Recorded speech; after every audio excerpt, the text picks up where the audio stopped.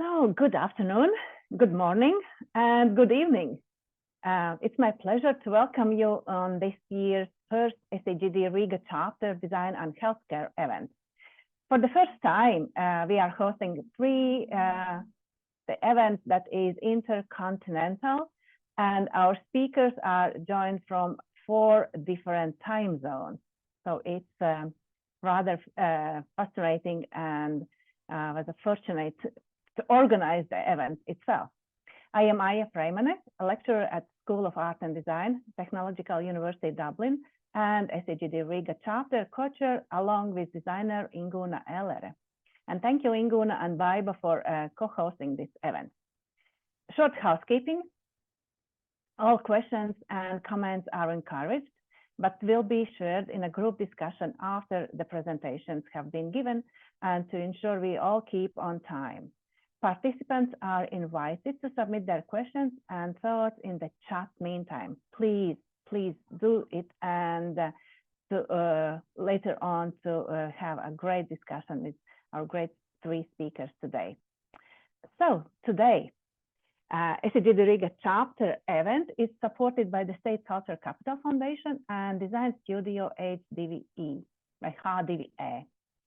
Today, we are exploring various design strategies, methods, and technological advancements to ensure our physical and mental well-being, safety, and trust in the future. Advancements in technology will enable us to receive health services from comfort of our homes, and we will be able to live beyond the age of 100 years, most probably. We are entering in an era where technology will play a significant role on how we engage with our patients and provide them with healthcare services. Or if we are patients, how do we interact with healthcare services?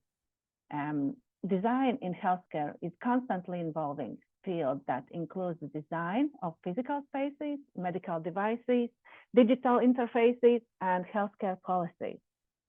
The role of design in healthcare is critical in enhancing patient experiences, improving outcomes, optimizing healthcare processes, and deliver efficiency and adapting to technological advancements.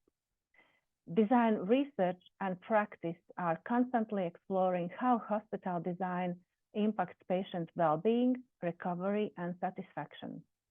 Creating healing environments and patient-centered design are key areas of focus in recovery. It is crucial to design medical devices with usability and human factors in mind to ensure patient safety. Incorporating user-centered design principles is essential to make medical devices intuitive, efficient, and error-resistant. As technology in healthcare industry continues to advance, design in user interfaces for healthcare applications is ever-changing field. According to McKinsey survey conducted in 2021, 40% of patients prefer telehealth, but 55% of patients are more satisfied with virtual visits. Therefore, it's crucial to ensure that the user interfaces are user-friendly and accessible, and the feedback from healthcare professionals and patients is taken into consideration. Another viable option for remote patient care could be microclinics that are virtual, safe, and convenient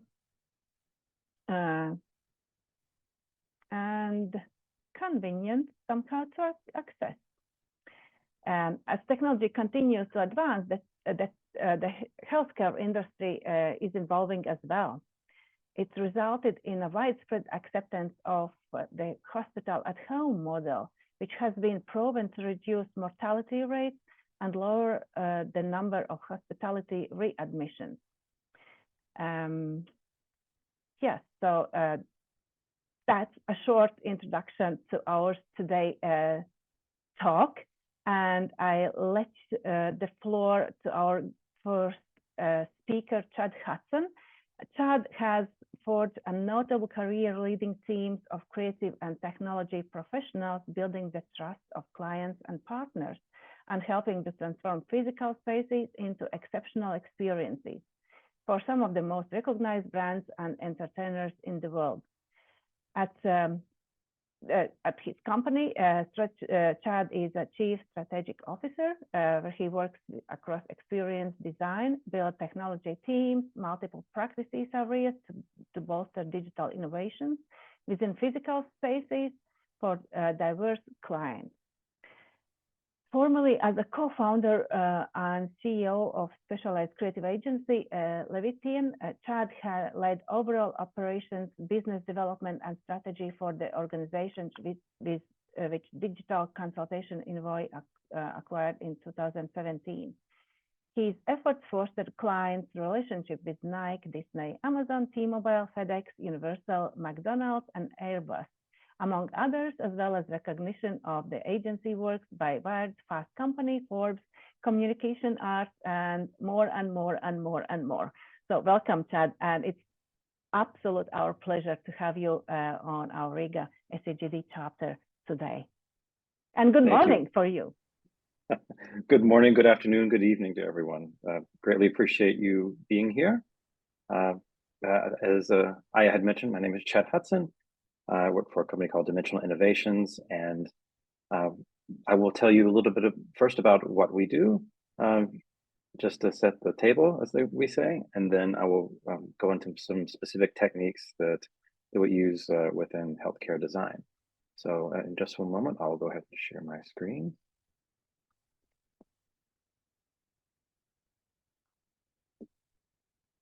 Okay, assuming everything is present, great.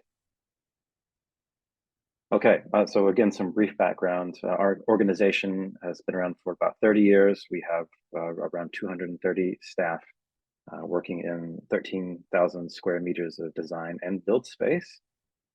And within all of those walls, we have a number of different talents. Some are interior architecture or UX, UI design, for example, as well as software development, audiovisual hardware technologists, various types of fabricators working across wood, metal, graphics, paint.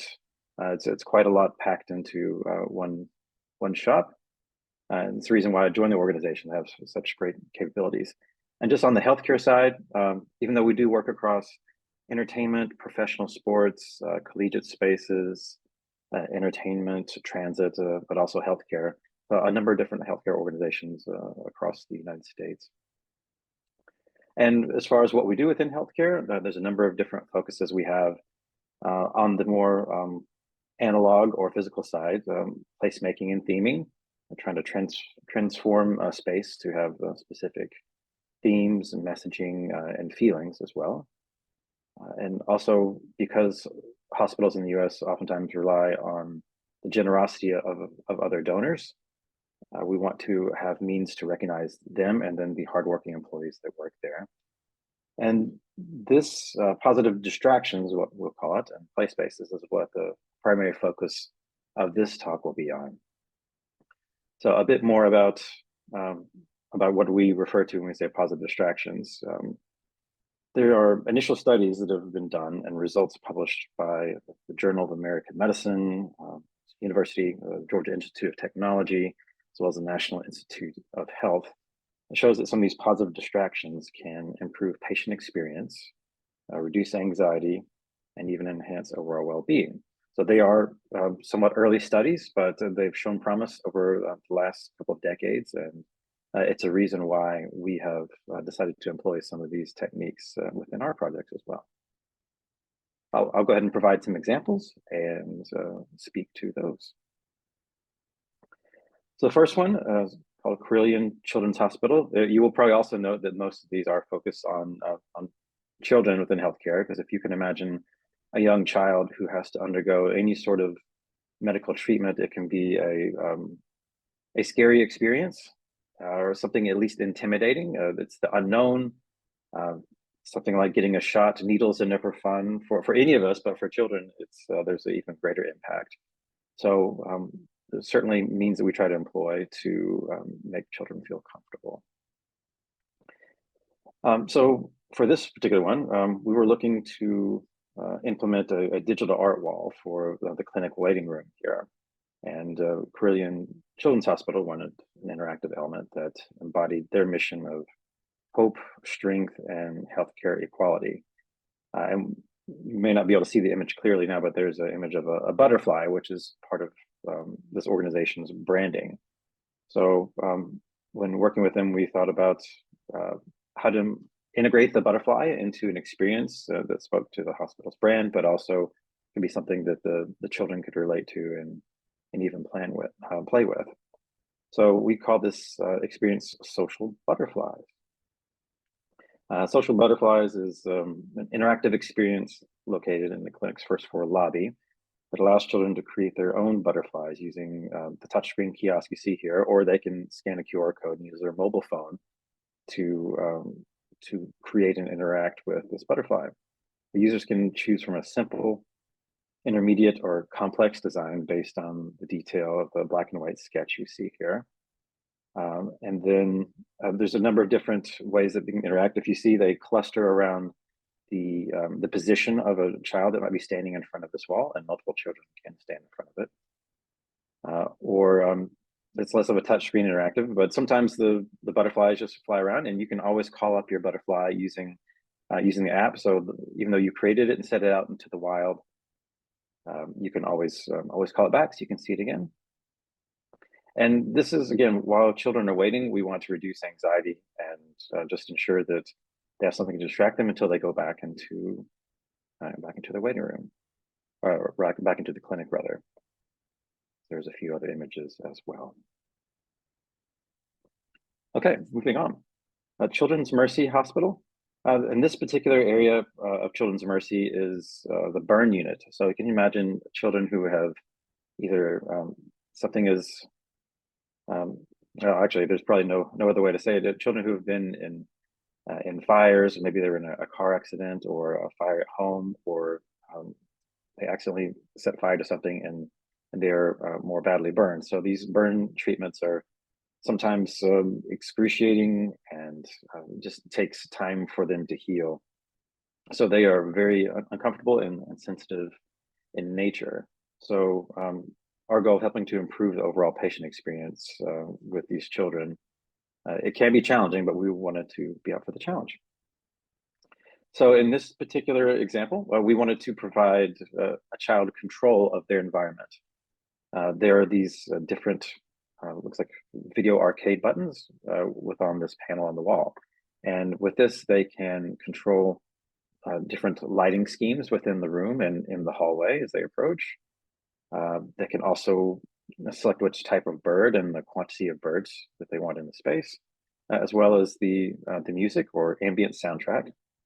So that they get to transform the space on their terms, even though nothing else is necessarily within their control. So here's a brief video sequence that shows this. And some of these are static graphics on the wall, but we use projectors so that we can also project the different birds that they selected. And they can be immersed in the space.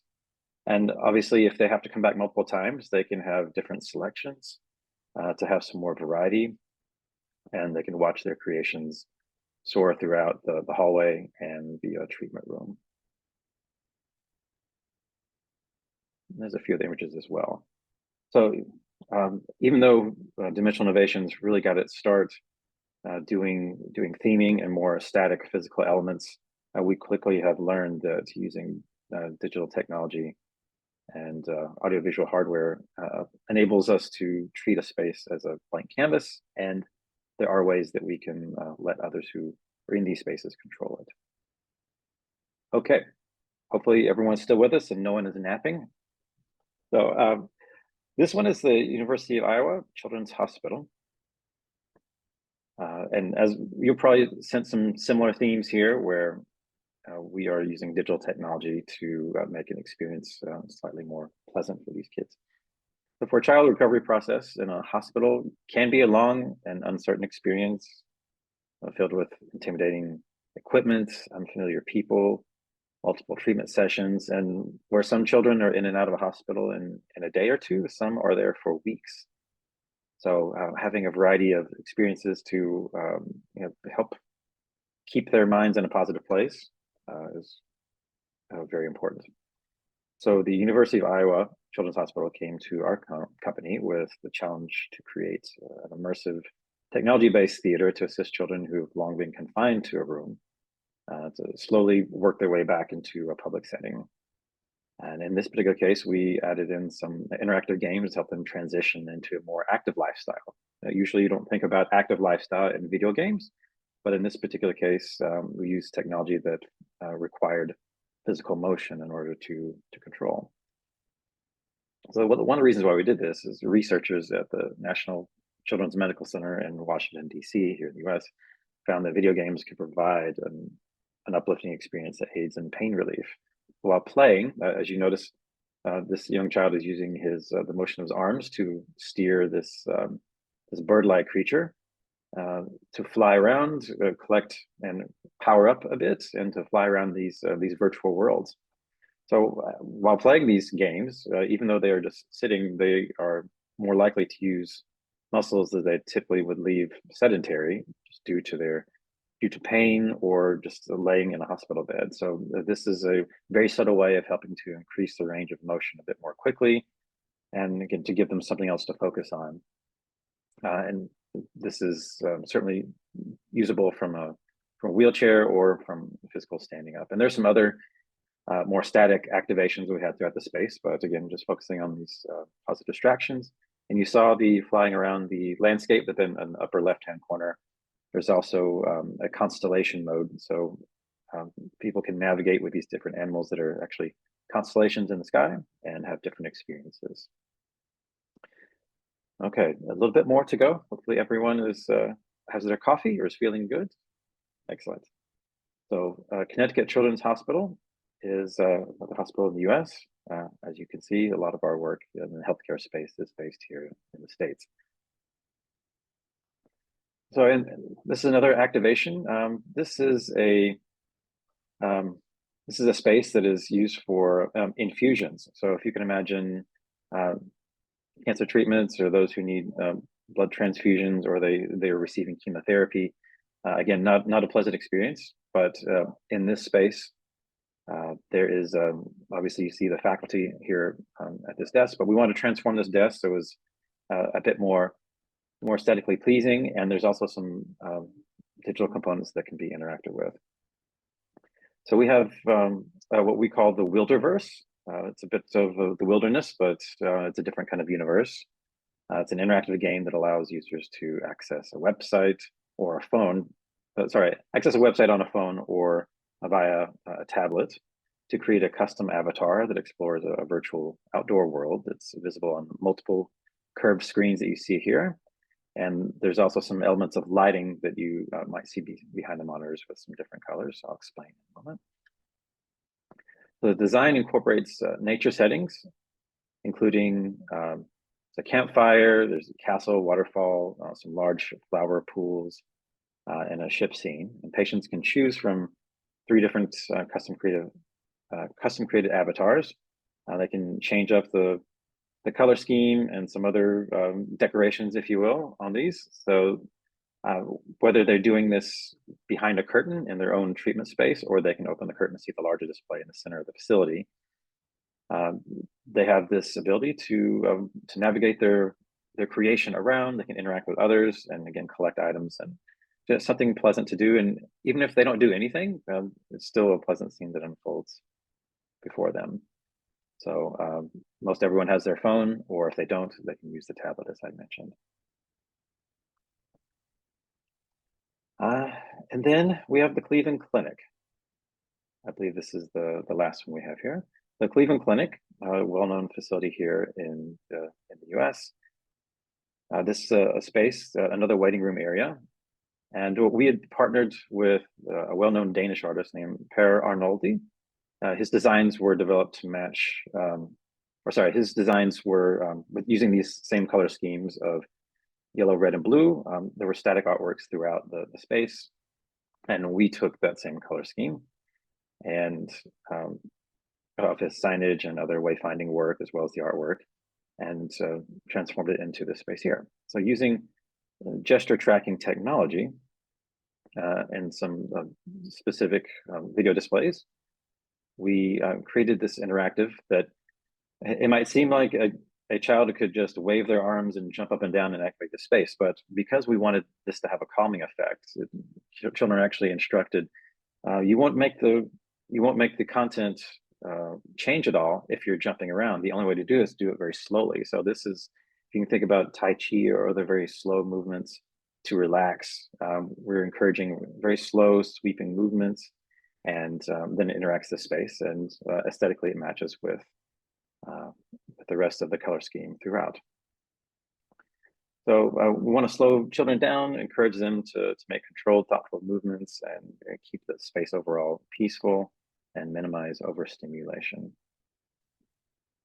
So that was an example of our work, but not to say that we're the only ones. There are other groups like BBJ Architecture, another firm called Next Now, and others that are starting to pick up these kinds of techniques. So there's competition, but it is proof that these techniques work, and excited to see what the future brings. So there we have it. Thanks. Look forward to Thank you. answering questions later. Thank you.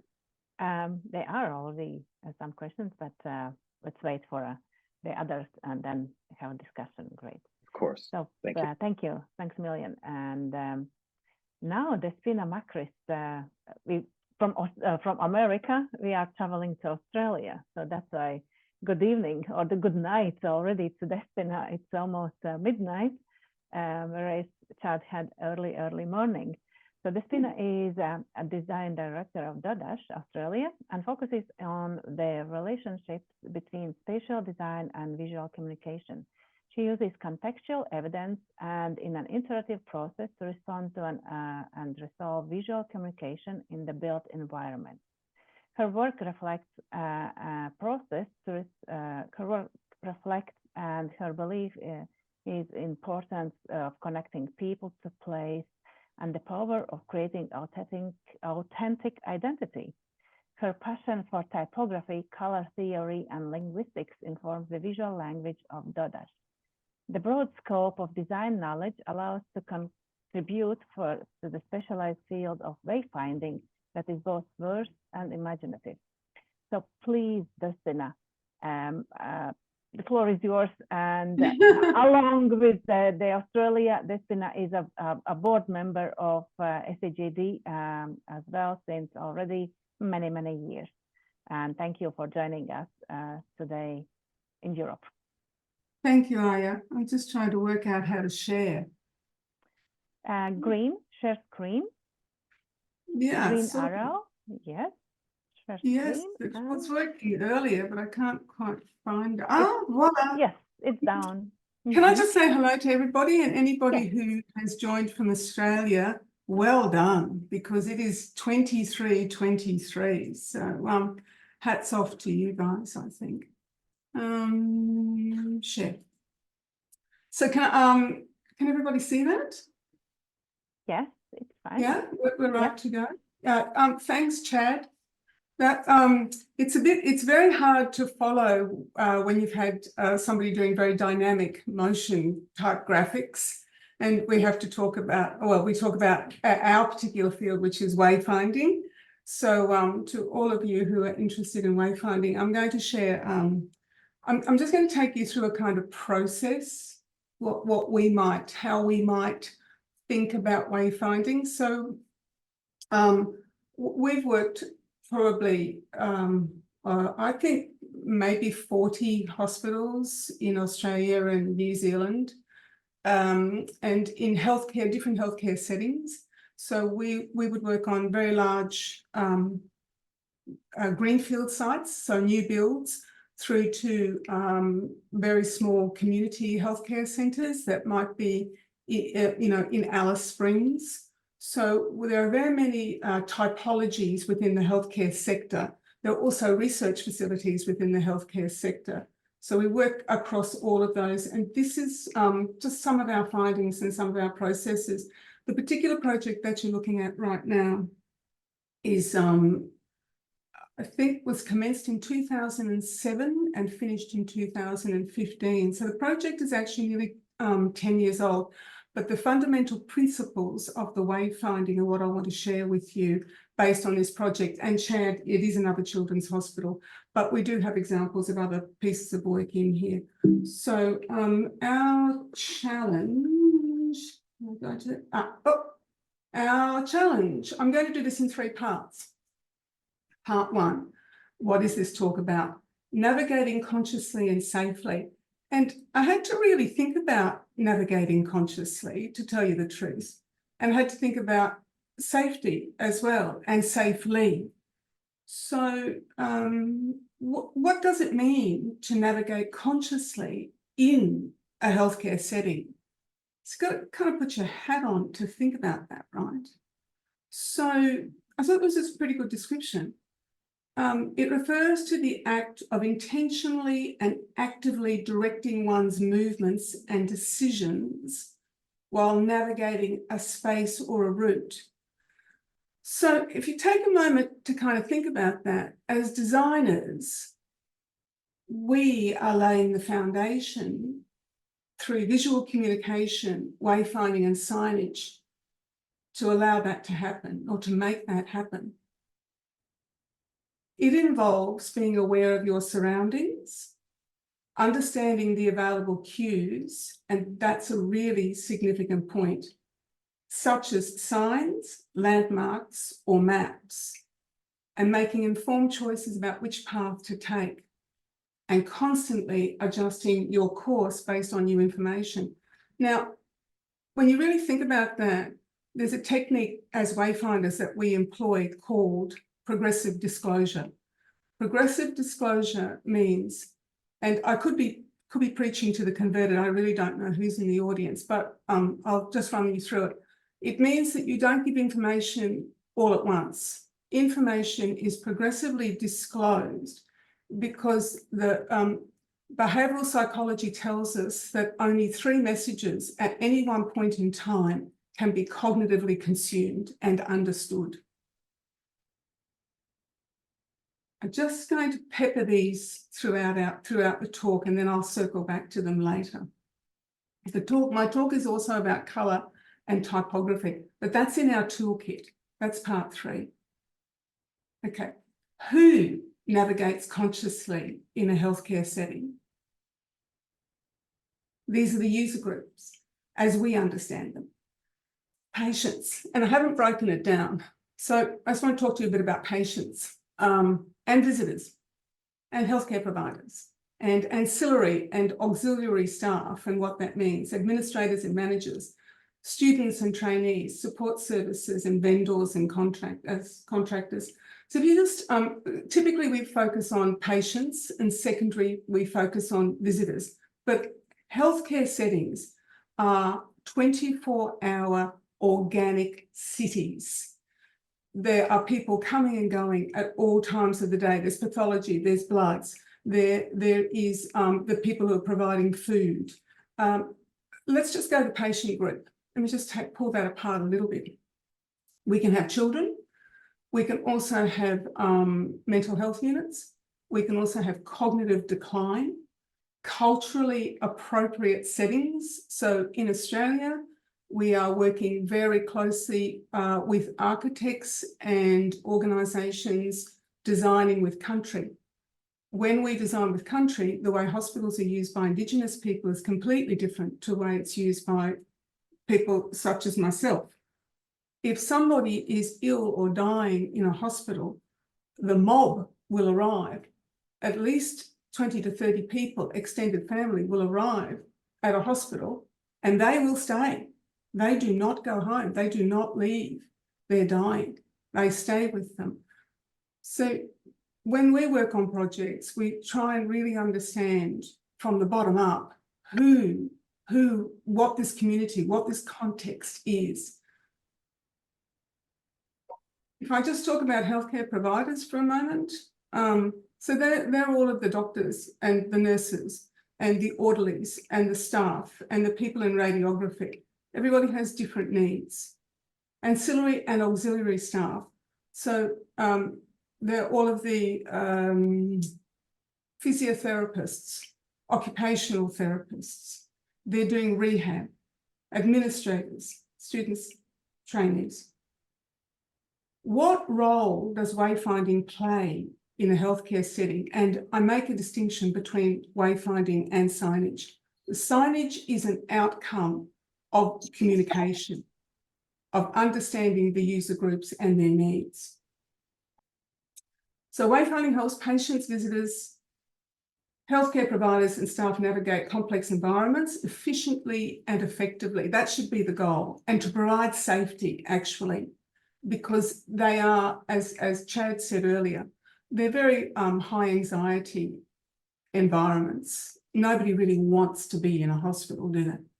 So, but what are the commonalities across the user groups? So let's just pull these apart a little bit.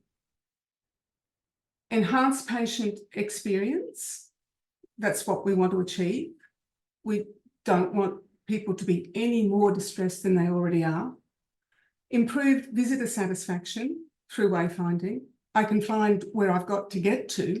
I've arrived by public transport, I've arrived in the car park and I want to go to Ward B, or I need to go to my outpatients, or I need to go and get my pathology. I've arrived with my family who are distressed. Optimise workflow for healthcare providers. I've forgotten the statistics, but I think there was not many hospitals actually collect the data, but there was one in South America somewhere that collected data where the cost to the hospital of hospital staff being interrupted and saying, could you please tell me where Ward B is, or could you please tell me where pathology, was something extraordinary. I'm not very good with figures, but I can remember being really astounded at how much time productivity was lost because the hospital didn't have adequate visual communication, i.e. signage, to help people find their way. Safety and emergency, and this is a really big factor. The sign will actually make you feel safe. I have arrived. I am on my way. I will get there. And the wayfinding, I'm not going to show you sign location plans today. I'm not going to show you lots of arrows. I'm really just going to talk this through.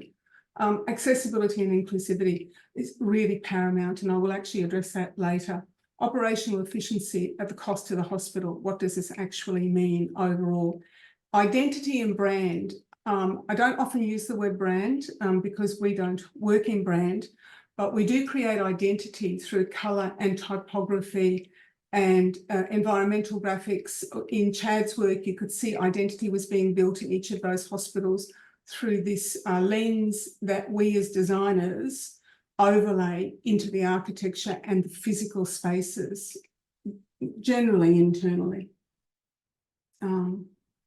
Okay, so just hold that thought. Right, hold this one too. So, because we're talking about colour and typography later. What role does signage play in a healthcare setting? Clear signage, legible signage. It has to be read at a distance. It has to be read by people who are distressed. They're trying to get somewhere generally fairly quickly. There's something not quite right. Accessible maps, consistent colour coding. We often analyse, particularly in complex healthcare settings, where there may be 3 or 4 towers situated on a campus of 10 or 12 buildings. Colour coding is critical as a form of cognitive recognition to say, I am in this building and I need to get to that building. Digital navigation tools, and I'll be very clear, Dotdash, we really don't work in digital. We understand that these are navigational tools, and we will partner with people who are far more skilled at this than we are. Accessible design, paramount to us, and emergency wayfinding. And it culminates in very clear pieces of work like this, which is part of the Children's Hospital. Salutogenics. So this is pretty close to my heart. And what is salutogenics? What does it mean? It's an approach that focuses on factors that support health and well-being, beyond more than a traditional pathogenic focus on risk and problems. This is a really critical thing to understand in a hospital.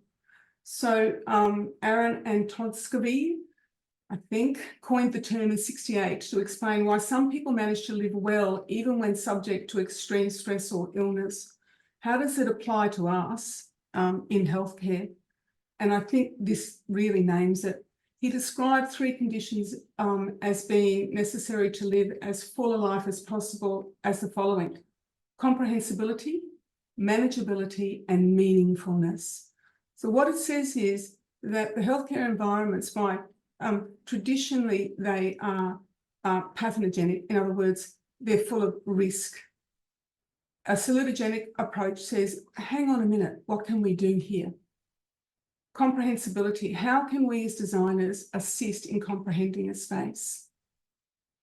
So these are examples that are also culturally important to understand. This is a hospital in China. So for them, this, what I call it, facsimile of sky and earth and cloud and birds in this particular technique is part of a well-being approach. This is the work for the Children's Hospital, a very large atrium, working with artists and with interior designers, with architects, signage and wayfinding to bring about a more holistic, welcoming environment. Architectural interventions, we work a lot directly with architects. We're often on teams, big teams with landscape architects, engineers, civil. How can these solutions help support a salutogenic approach? This is the top of the Children's Hospital where a rooftop garden has been built, and you can see these are people working in the hospital. So it's not just the patients, it's the health and well-being of every single person who is involved in that microcosm of life, that small city, a hospital. Beautiful piece of work, a mental health unit, delicate, responsive, almost joyous, so open, so part of the salutogenic approach. Manageability, and I touched on this earlier. For us, universal design, it absolutely goes without saying, and equitable access. So we don't refer to it as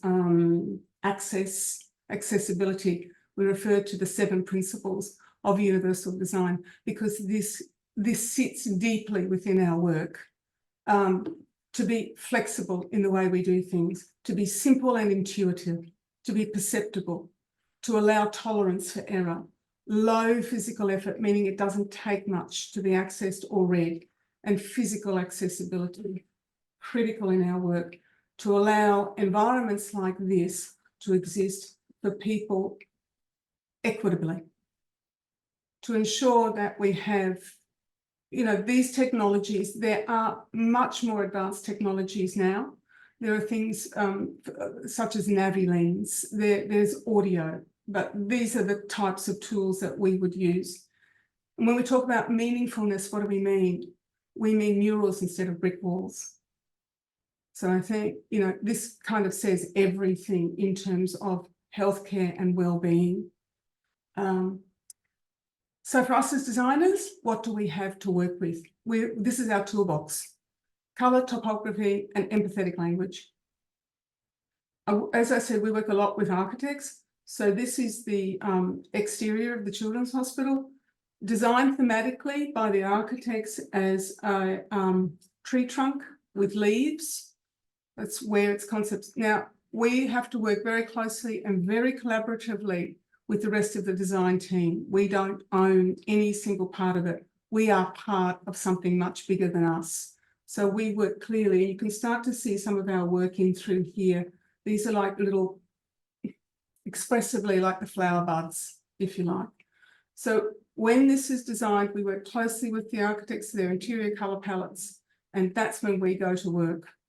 So clear and legible. As I said, this work is, probably was designed around 2008, to be truthful, 2009. It takes a very long time for large hospitals to actually be built and up and running. So the technology is old now, but for its time, and it's still very functional. Mapping, really critical, and we touched on it earlier, really critical piece of work for cognitively to be able to get your bearings. And you can see this has, 7 or 8 stories in this hospital. It's quite dense. Okay, so this is when all the colour and the typography come into play. So it has to be simple, it has to be intuitive, it has to be easily understood. So these were designed to wrap. There's artwork that was designed, that salutogenic approach, clearly saying that it's 3, mirrored on the ceiling. Here are these signage panels that you would have seen earlier that I touched on, all integrated. Going up to the 3rd floor, these portals. This is intuitive wayfinding. So you're automatically drawn to the portal. You're on the pink floor. You understand where you are. Eye for information, designed to work with the counter, working really closely with the interior designers and the architects. Another portal over here and further down. So minimal signage, if you like, or a lot of wayfinding cues. And so it goes on for the rest of the hospital, these portals, these colour portals. I touched on empathetic language earlier. So rather than being, what's the word, almost litigious, you must wash your hands, shape language so that you are inviting people to be part of the solution rather than point the finger and say you will be the problem. This is one of the last slides. I'll be finished shortly. Integration, clear messaging. We talked about it earlier, simple signage that can be easily understood. This is in a hospital. This is not the same as a children's hospital. This is an adult's hospital. Has 3 towers, each colour-coded, and this is your way. You've entered into, I think, the green, and you've got to make your way over to the orange towers. And then I'm just going to finish on this because this is probably one of the most critical parts of a hospital. Emergency is where everything happens. That is when people are at their most vulnerable, and that is when we have to really understand how clearly we have to communicate visually in the built environment. And thank you. That's my chat. Thank you so much. I think you really answered the navigate consciously and safely, and I'm happy that we came up with that very early when we talked about your talk today. And so great listening, and I heard that you are working with universal design principles, and actually they are guiding the principles that navigate your work as well. Thanks a million, really. And I'm sure that we'll have a lot of questions after your presentation. So, and now let's go to Ingus Augstkalns. And Ingus is a member of SEGD Riga Chapter, as well as founder of fascinating wind tunnel. That means we move from the conscious, might be not so, but I think so, to physical safety and experience the nature that was visible in Chad's and Despina's presentations in hospitals. Now the real one experience, if something happens, what to do then. So please, Ingus. Thank you, Aya. Thank you, Despina. Thank you, Chad, for amazing work you do, and thank you for sharing your experience. Yeah, my name is Ingus, and yeah, do you see my screen? Yes. Good. Yes. Go forward. So yeah, I'm a founder of Beat the Storm. To understand how we came up inventing this new attraction, I will share a bit of my background so you understand where it came from. So yeah, I have 20 years of experience in my free time being an air sport enthusiast, and then doing skydive, doing wingsuit flying, base jumping, and flying in vertical wind tunnels. So I'm all in about this, how to explore the nature, how to explore the air, aerodynamics, gravity, and in my work together with the amazing aerodynamic team, I'm partner in this company. We've been building vertical wind tunnels for people to fly. So in my work, I was building together with the team wind tunnels and designed them, and I was leading the experience design. And there we built tunnels that are integrated in shopping malls, in entertainment centers, in stages, in show business, for militaries, and training people from 4-year-old kids who fly for the first time to professional flyers, and to movie stars, starting from Tom Cruise to Jackie Chan and Scarlett Johansson. So this is my background. So then we came up with a new team and a new company. We came up with a new idea to create attraction where you can experience the power of nature. Later on, you will understand also this connection with healthcare, more with public safety, I would say. And yeah, this is a possibility to explore this invisible power of nature, wind, and explore it from breeze to hurricane. But it's much easier to show how it looks and than to explain. So we designed, it took us 2 years and 20 people just to design, and then to build altogether 3 years, this attraction where people, wide audience from 4-year-old kids to 80-year-old kids can experience storm from breeze to hurricane. Yeah, wide audience for toddlers, different levels, and for teenagers and grown-ups, and for those who always have more, we have the category 2 hurricane that fits to 160 kilometers per hour or 100 miles per hour. So this is like high throughput attraction, more than like from 100 to more than 300 people, guests we can accommodate per hour. And the applications, wind museum, automotive, or aviation theme, or resist the dragon's breath. So it's of course a place for designers as Chad and their team to play, and of course their imagination is endless. So we made the first 2 units, are available in Universe Science Park in Denmark. And yeah, I believe that joy is underrated, and that's the most effective way to learn is through play. And joy unlocks so much of high engagement, open mind, and self-driven motivation that brings you to this impactful result that people will remember it, and not just only with their minds, but also with their body, because with their muscle memory.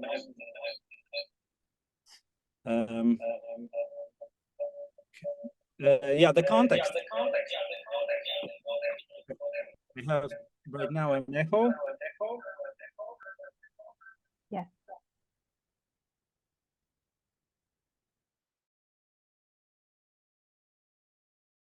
Do you hear me, guys? No, you are. No, yes.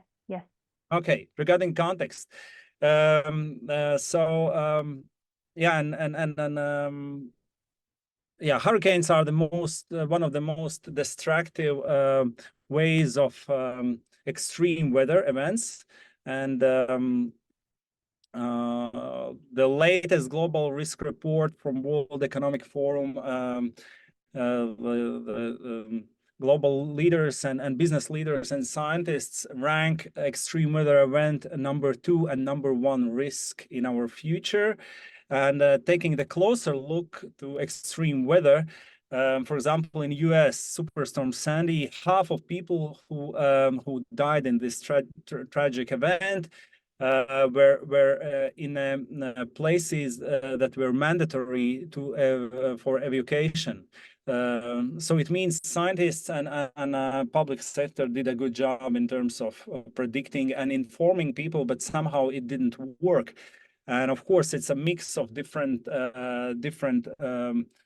reasons why people do so, but of course, it's altogether it's their experience affects that. And what we promise that within 45 seconds, being inside this category 2 hurricane, plus giving the context of 5 categories of hurricanes. Yeah, you go out from the storm tunnel and you will think, oh my God, it was so intense. At one point, I couldn't even move forward. Okay, I figured out how to do that, but it was very intense and it was just 45 seconds. And then you see it's just category 2. There are 3 more categories. And then we bring you to that moment where you can imagine how it is to be in this frozen moment if there is a category 3 or 4, and what the consequences are, and flood and things that debris that can fly to you and be a bullet to you. But of course, we do not tell, and this is right now we are in a progress of building wind museums, 2 of them, and also we are also contacted by government institutions from few countries where they want to educate their people on extreme weather events. And then, yeah, this is an environment where you can physically experience this, and also then you are keen to learn how to keep yourself safe. But then also we are giving the not just we want to scare you and educate you, we want to also give you this positive side of wind, since wind is so much responsible about so many positive things in our ecosystem. For example, recirculation of the air, regulating temperatures, spreading seeds, giving life, spreading seeds in our ecosystem, or birds rely also on these invisible rivers that we have above our heads. These are literally invisible rivers that transport big part of our ecosystem, how it works, and even energy. In a history, it was sailing, and now it's wind energy. But since here are a lot of designers, I decided also to share some of process, how it is to create something that has never been done before. And it's, of course, it's a bit scary thing, because if things like that doesn't exist, it means and to design such attraction, it needs more than 20 people, and with the work more than 2 years.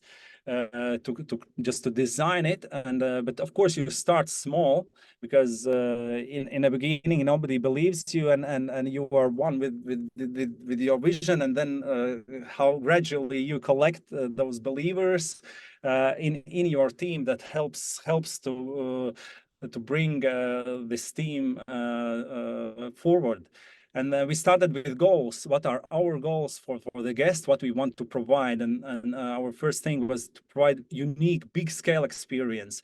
This is 30 square meters or 322 square feet of area of playground where you can play big scale with your body. And probably every one of us has tried to, while being in a car, playing with the wind, with the open window. Here you have this possibility, do it at full scale. Then wide audience. I clearly remember myself being a kid and not be able to participate somewhere. And here, if you have this opportunity, of course you should use. And we have this opportunity to decrease the challenge and adjust the challenge for different audiences.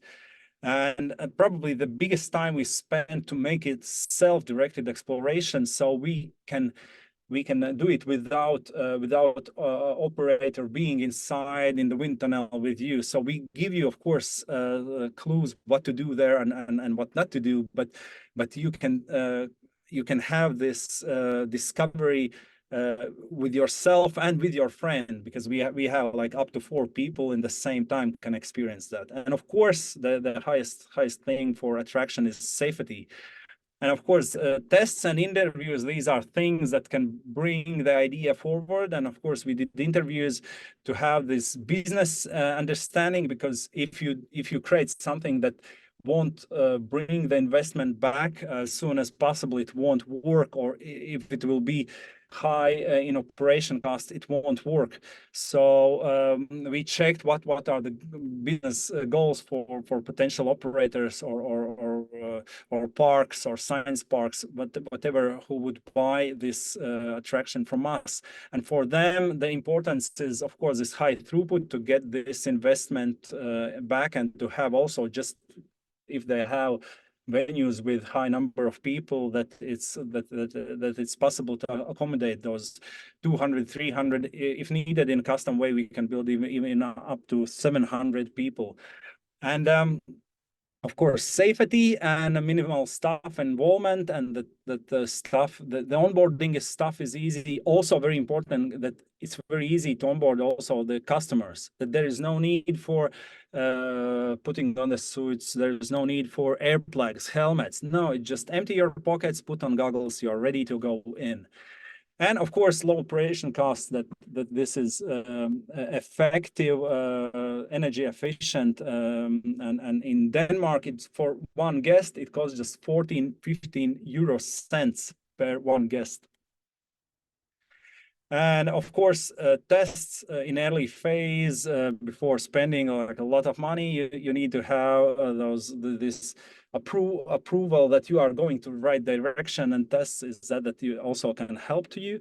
And for example, to design it, we needed to answer to the questions, what the speed is necessary for storm attraction. 70, 80, 100 kilometers per hour, 120, it changes all for engineers if you make a brief for them. So you clearly should know what speed you need. The most important then question, is it fun? And then what people would want to do there, and what actions you would want to avoid. And then of course, you can test it by renting big fans and creating safety zones and frames, and the cranes and these like an electrical connection, etc. Then to make such a test, it costs 50 to 100,000 euros. And you should be very creative to find another ways how to do it. For example, for 300 euros as we did. And here is an example. And we got all the necessary answers to that stage. Is it fun? How much speed do we need? What actions you would want to avoid?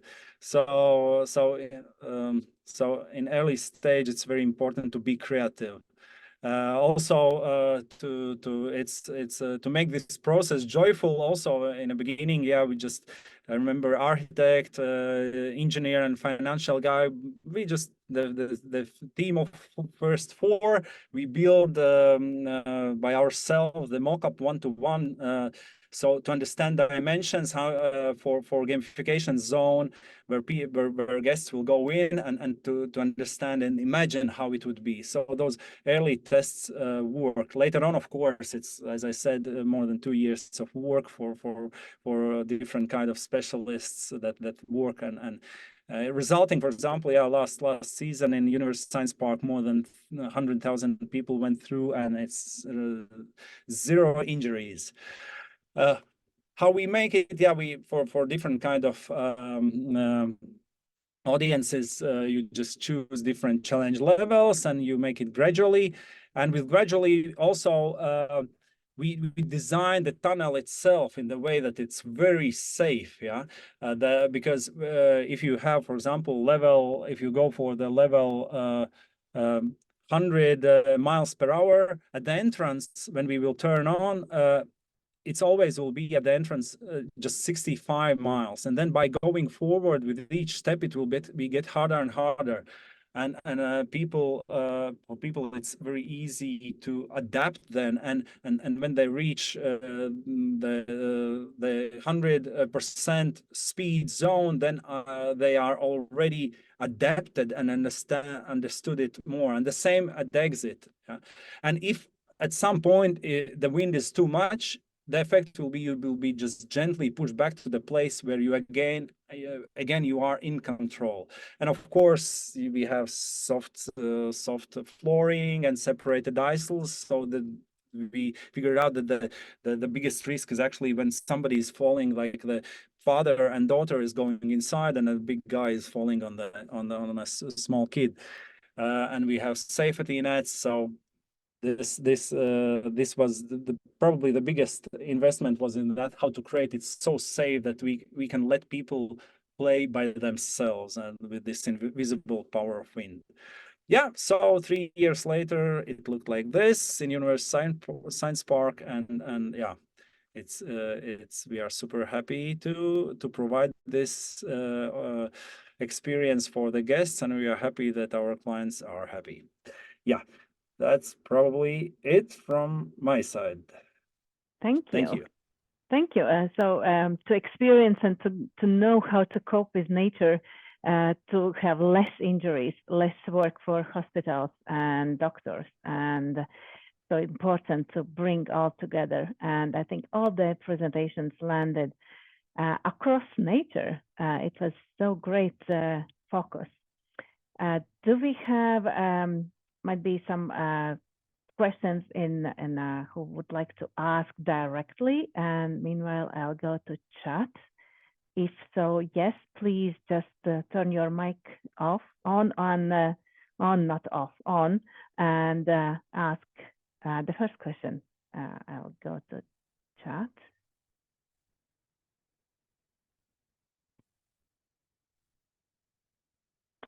Okay, and then I start with the first one. Megan is saying, love seeing all the activations for children, who I think should be a focus. But I'm also curious in if thoughts are emerging about positive distraction for adults. That was actually also my thought that time when Chad was presenting. How about parents who has an anxiety and stress level so high if something happens to its a child or it's an emergency? And I think sometimes parents need more, even than kids need more attention at that process. So maybe Despina and Chad, it's for you. Of course, Despina, did you want to jump in first, or? Oh. I can't even find my unmute button. No, you go. All right. Hopeless. Yeah, you're absolutely right. I think even adults need distractions from reality or from anxieties and such. It's interesting that it hasn't caught on as much in healthcare, but if you go through airports, you might see a bit more digital activation these days than it used to be. I mean, Changi Airport in Singapore, I believe, is truly wall to wall with spectacle when it comes to some of these large screens. But also, even if you're just going down a moving walkway, there are digital activations that where motion can change or affect the content. More artificial intelligence sculpture, or data sculptures as they're now called. You know, folks like Rafik Anadol and lesser well-known artists, but those kinds of activations can make one forget about their anxiety of flying, for example. And similarly, our firm has developed something. It's not a typical flight simulator like you might imagine. It's more for those who might have either anxieties about flying or maybe I'm trying to think of the right terminology. Those who might have autism and they've never experienced flight before, and so this is a way to calmly walk people walk into a plane cabin and sit in a real airplane seats. The windows actually have screens so that it simulates flying through the air, the takeoff landing process.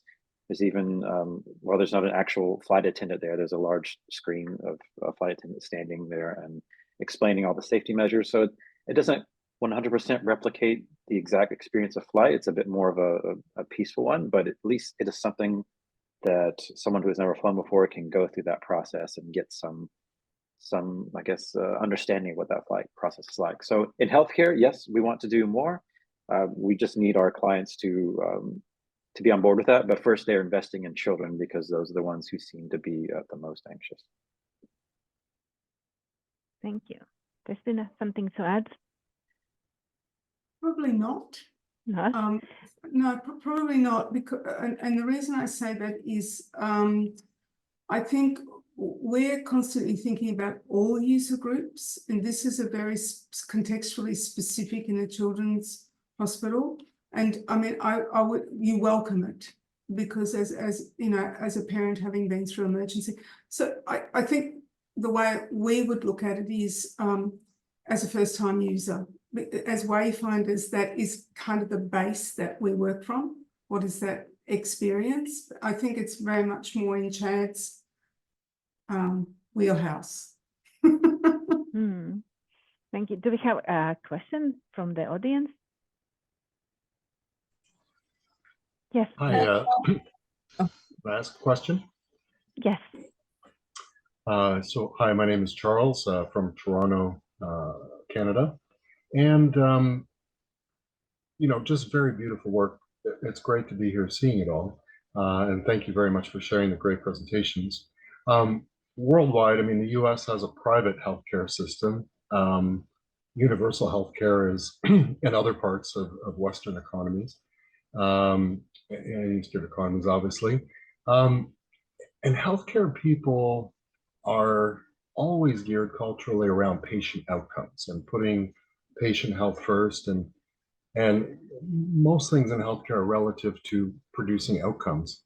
And I'm wondering, you know, in line with that, are there case studies or is there work that is done that can point to the outcomes produced from this beautiful work? I mean, ultimately, you know, and you know, there's always this concept of pushing and pulling, you know, kind of industry, maybe on the healthcare side, may push for ideas, or we on the experiential side may create some ideas that pull things ahead. But ultimately, you know, just wondering about research that kind of points the direction and shows from a results point of view how these things improve outcomes. That's my question. Great. You want to take it, Chad? Me again? Oh dear. She says that's called the hospital pass. Yeah, I mean, I'm happy. I mean, we have collected some research that has been done by other organizations. I think I'd mentioned earlier there were some other universities, the Journal of American Medicine and such. It is about patient outcome. But certainly, well, while we appreciate getting the business, we also want it to have a positive outcome for the patient. So I think maybe by just through elimination, or at least attempted elimination of even a little bit of anxiety, I can't imagine anyone healing any quicker with additional stress. I mean, these processes are going to be stressful enough as it is. But as far as like the research that we have seen, it is preliminary. We've seen some dating back to the early 2000s and have just continued to monitor and see if there are more white papers or other findings. But it is early, and we are trying to manage expectations with clients that we just want patients to be less intimidated by the spaces they're in. I may come in for research data. So yes, there are data and studies done that better environment and better designed or for human-centered design and relaxed and all those features that Despina and Chad talked, helps to recover faster, about 70%. So that really matters. And that's recent, just before 2020 study done. I have to find precisely consent and share later on to you, but yeah, there are data on that. Charles, what do you do? I'm a senior project manager, kind of involved in the realm that Chad is involved with, in the integration of technology in the built form and creating spaces and experiences. Okay, can I just, sorry, go ahead. No, I'm listening. Can I answer that anecdotally? I have absolutely no empirical evidence whatsoever, but this is what we know after 30 or 40 hospitals. If you walk into a hospital and there are no A4 stickers plastered everywhere, then it's got to be working. Right. Yeah. Well, and maybe that speaks to the idea of pushing and pulling ideas, right? You know, maybe these certainly, you know, set a high watermark, I think, from a design point of view, from an experience point of view, and maybe these ideas pull healthcare and inspire healthcare to look at more innovative ways of doing it. I've been involved with some projects similarly that accomplish the same thing, and which I won't get into, but really beautiful work, and thanks. Just, you know, in discussions with clients, it's always kind of helpful to kind of speak around other projects. So thank you. It was really who just raised it before. So in Australia, we have a universal healthcare system, and we also have a private system that sits alongside it. But the people who work in the public healthcare system are really very dedicated people, and it's an extraordinary system, and we're very lucky. Even though parts of it, you know, are organic and they need mending from time to time. I was talking earlier with the presenters. We in this state alone of Queensland, the Queensland government, you know, we have a state and a federal system of government here. The state system announced 14 new hospitals to be built. That's an extraordinary amount of hospitals. And somebody asked, well, why? Because A, we have population growth. B, we have my age group, the silver tsunami. We have people living longer. We have more advancements in medical technologies so that you can stay alive for longer. And we have the acceptance of mental health being equally as important as physical health, which is a wonderful breakthrough in my lifetime, for sure, to have that understood and then to have services put in and around it. So we have an extraordinary amount of healthcare projects happening right here, and we are lucky enough that they're public. And so therefore our client base, we don't have a client in terms of, because we do very little private work. For us as wayfinders, we are much more valued in the public sector. The private sector in Australia, and you know, this is absolutely their purview, their remit is for profit. And so the first thing that happens is any of the work that we would do would be value managed, right? But mercifully for us, working in with the public hospital system so valued, we work directly with architects, with large contractors, with engineers, with landscape architects, lighting designers. So we're very fortunate to work in really strong design teams. And we work on all scale, all typologies, from what we call a greenfield, which is a new build, right through to, you know, a brownfield, which means that, do you guys know what that means? It means that there's an existing hospital and they're building new buildings on the campus, large campuses, small community health centres, research facilities. Anyhow, I'm sorry, I've spoken too much. Sorry. I have a question. Great. Sure. Go on, Orla. It's just in terms of the wayfinding. My background is interiors and I work in healthcare, but I specialize towards design for dementia. And one of the things that I find when working with, say, a hospital versus a nursing home is with dementia, you're trying to lead more toward like a homely environment. So I found myself, I've struggled in advising wayfinding that isn't that big color block of ABC, and make it feel more like home as opposed to a clinical environment. And that's, so is there anything that you found that works particularly well? I know for me, like I'd have set color codes for bathroom doors are all one set color and each space has its own set color. So it's to kind of be able to orientate yourself, but it's the distinction between clinical and trying to create that home feel that I've struggled with and wonder if you've any better experience in. Can I answer that? Because you might have stats. Chad, you might have. Okay, so first up, we would refer to it as cognitive decline. There's a really important distinction, okay? So dementia is a form of cognitive decline or cognitive impairment. So again, authentic context. And it's a really important distinction because you're absolutely right. When you do the research, and you might have research on this, so you're right to create a home environment. So I suspect what's happening is you've got an overlaid existing prescriptive system, yeah? So you need to start talking about or researching. Okay, so we have an evidence-based iterative design process. You have to start with the evidence. As soon as you start with evidence, do your research, put it down on the table. There is no discussion after that. So what is cognitive decline or cognitive impairment? When you start to look at dementia, which we've done dementia, we've done a few of those. What is the most important thing to that person?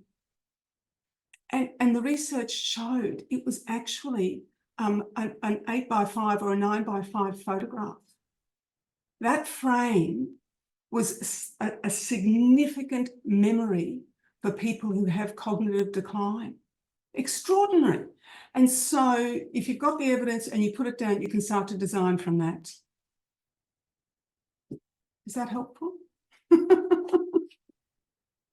Yeah, no, that was very helpful. I think for me, the struggle that I find is when you go into the existing facilities that tend to be quite big with long corridors.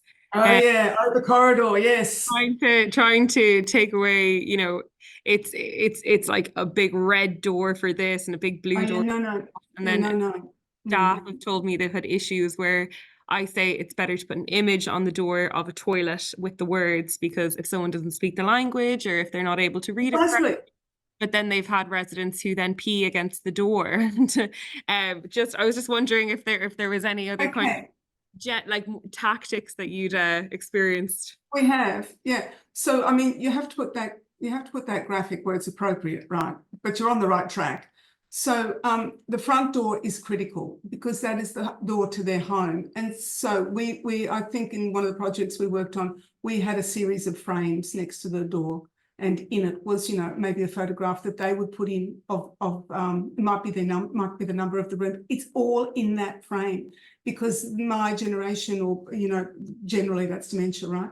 I don't have it, I promise, not just yet. So that's what they've grown up with, and so we put a series of frames in, and one might be you put your photograph of what's really dear to you, and that's how you recognize your door, and the color palette is really interesting. The research on it, it changes because color, I have to tell you, color is much more subjective than anybody realizes. There is no great science behind it. Many people have espoused, theoretical science, blah, blah, blah. In fact, it really comes down to creating a calm environment. And as an interior designer, I think you would probably have the skills to understand that, because you said straight away, a big red door. I mean, no, really? No. So yeah, I would guide you towards that notion of understanding what is important, ascertaining the level of cognitive decline with your client, the user groups, and then researching, and from that designing. Continuing this the topic of color, I was curious from all your presentations as well. How do you cope and address color blindness? Well, we nearly included that in the presentation actually, but we do colorblind tests with all our work. So when we're going through the process of presentation, look, color blindness. Okay, can I tell you a story? Is that all right?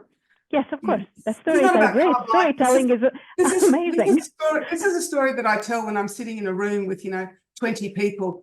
And we've got the two colorblind, because with Illustrator you can do the two colorblindness tests, which is the most prevalent in our communities, right? But that's in white communities, completely different culturally in other communities. So you have to understand where you're working, right? First thing, evidence-based always.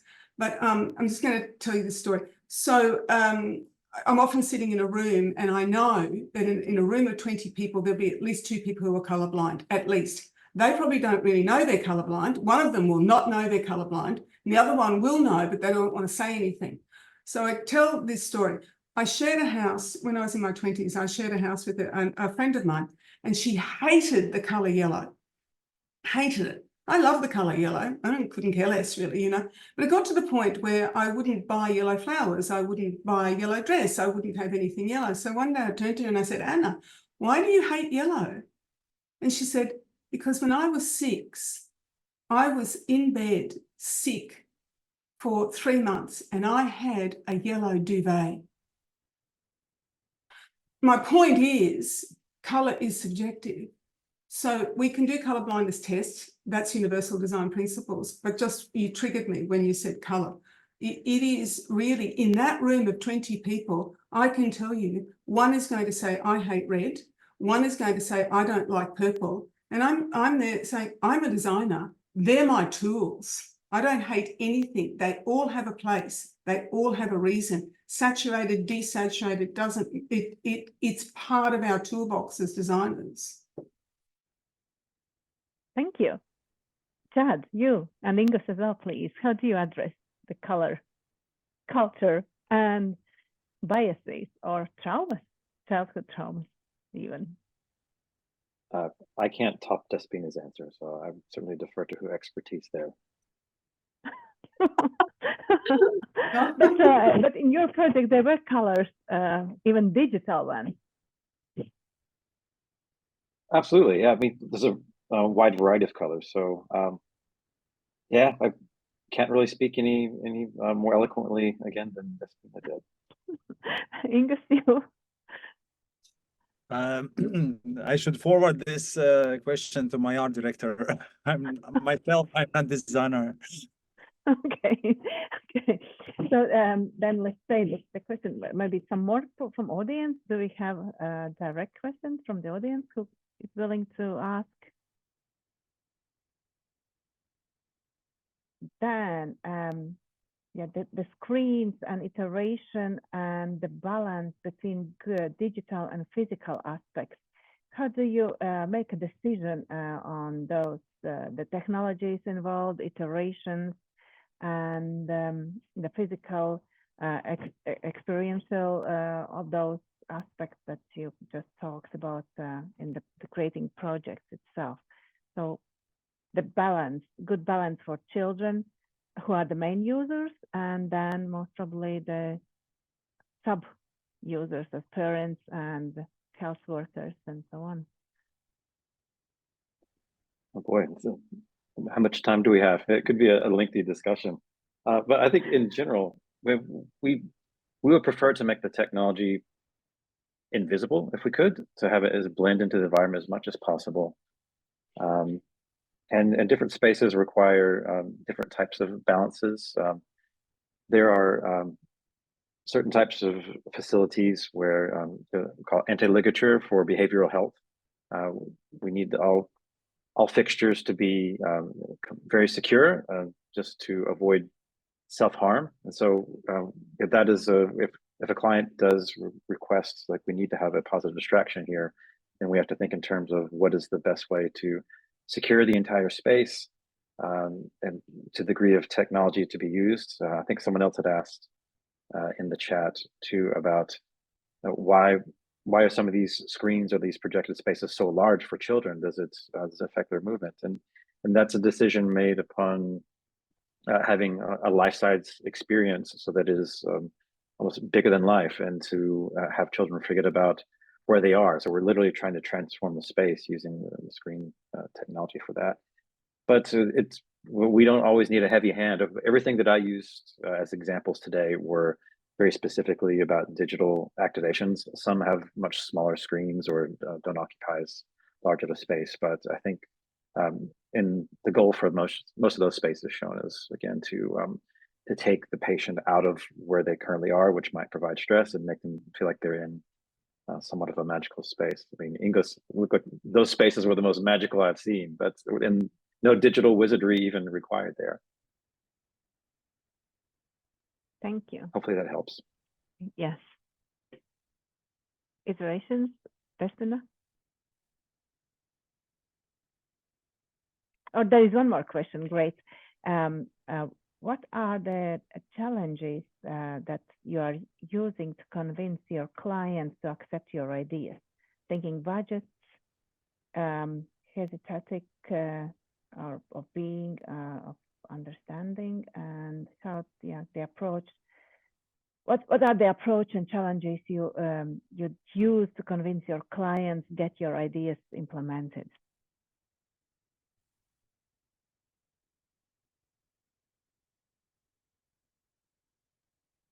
Who should answer that?